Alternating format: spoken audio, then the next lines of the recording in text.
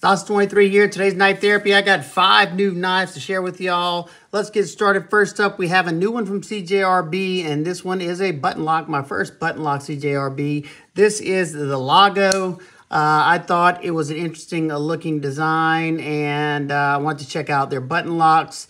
I missed out on the other. I think there was another one before this one, and I've heard a lot of good things, so we're going to see. This one's in the AR RPM 9, their proprietary powdered metallurgy budget steel, and it performs great. I've done some thorough testing, and some of it's on the channel, and it definitely impressed me for the price tag.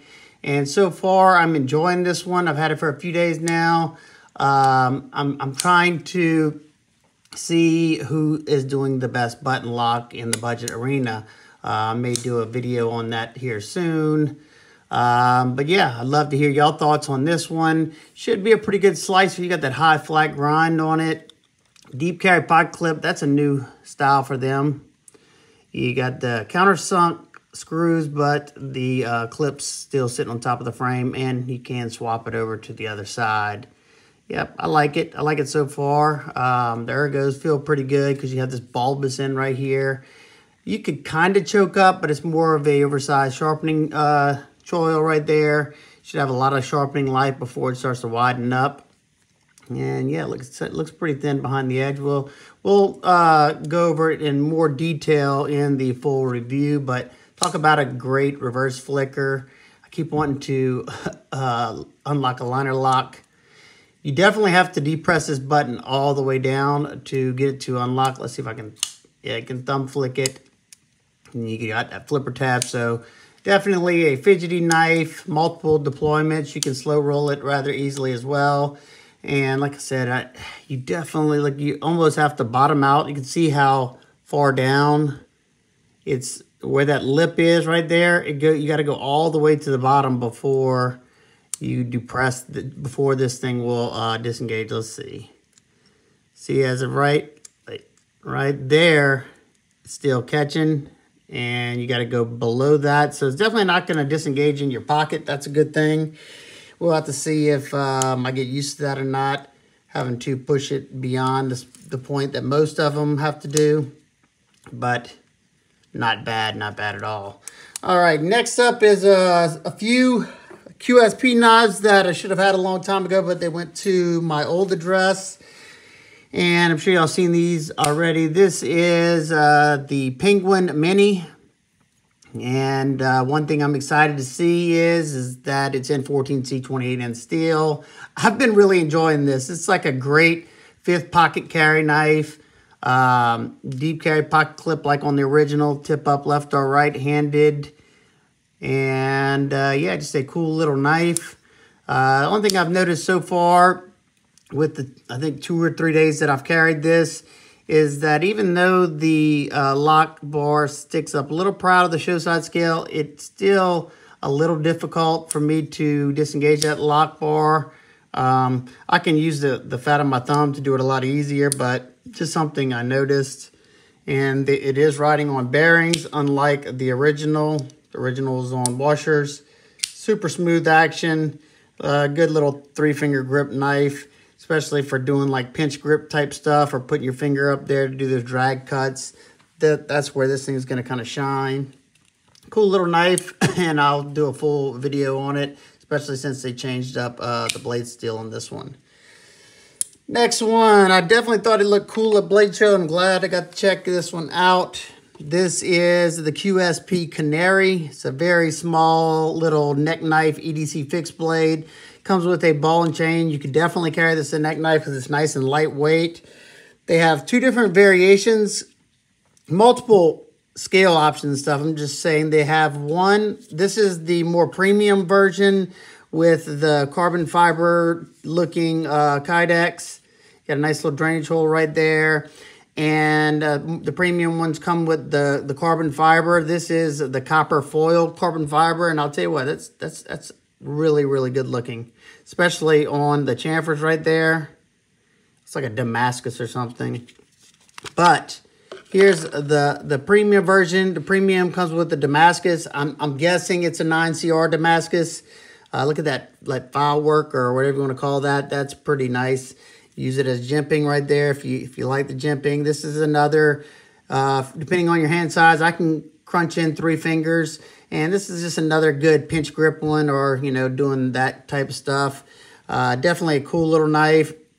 The premium ones are, you know, a little pricey for what it is, but you can get the more budget one for like 50 bucks. It's got just a regular blade, not a Damascus blade, and micarta scales, G10 scales, all kinds of different variations. But this one's definitely beautiful, and I will test out this Damascus.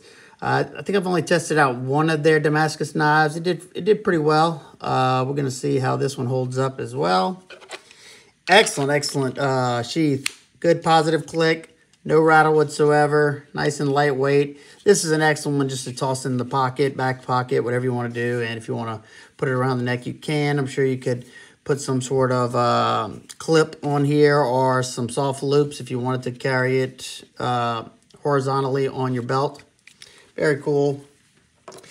Next up, the last QSP knife. Where is it at? Oh, here it is. We have the Penguin Plus. This is the larger Penguin.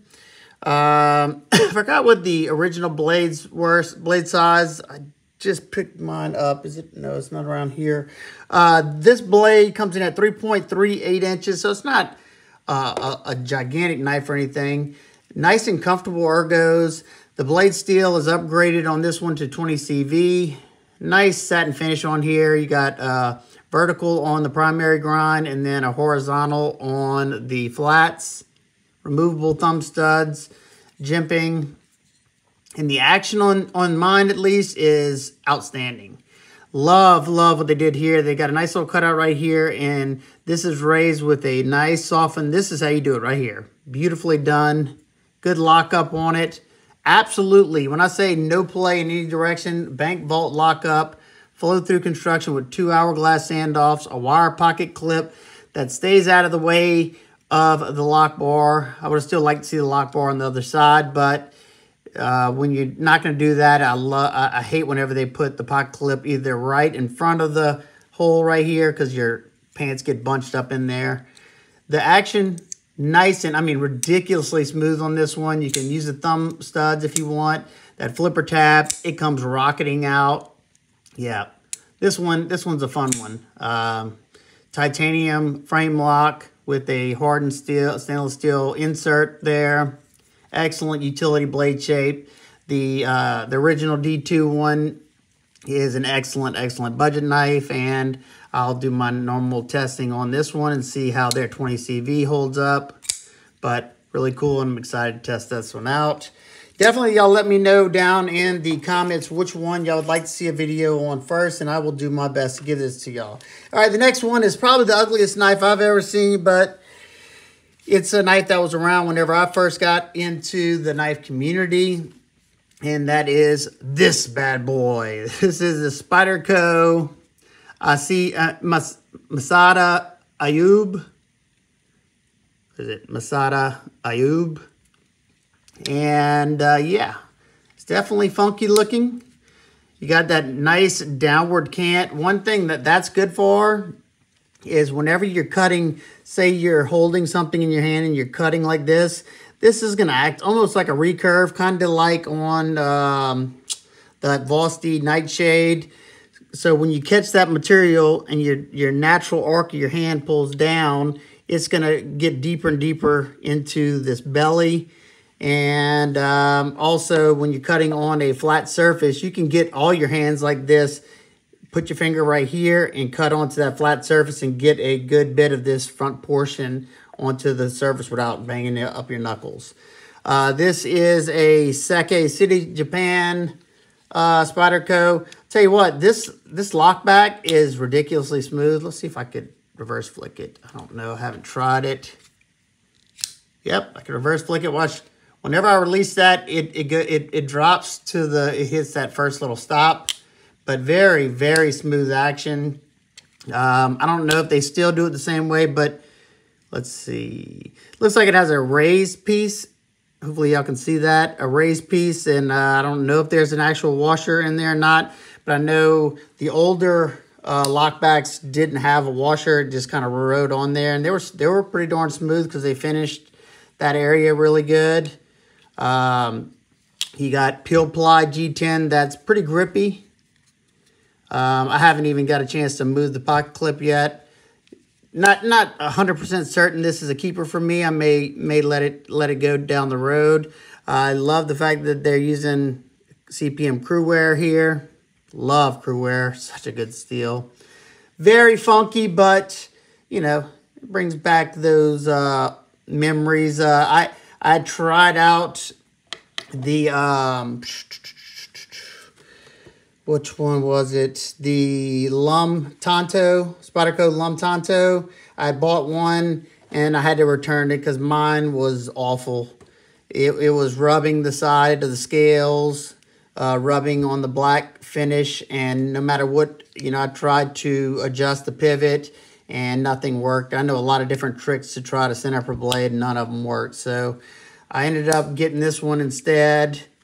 And we'll see if I'll keep it. So definitely let me know which one of these you would like to see a full review and testing on first, and I will do my very best. I am excited about this one, at least to start testing it. It just feels and looks like a good slicer. And yeah, stay tuned. I got some more new knives to show y'all in the next couple of days. And if you have any questions about any of these, comments, concerns, please leave them down below. I hope everybody's having an absolute amazing day, and I will see y'all on the next one. Puppy.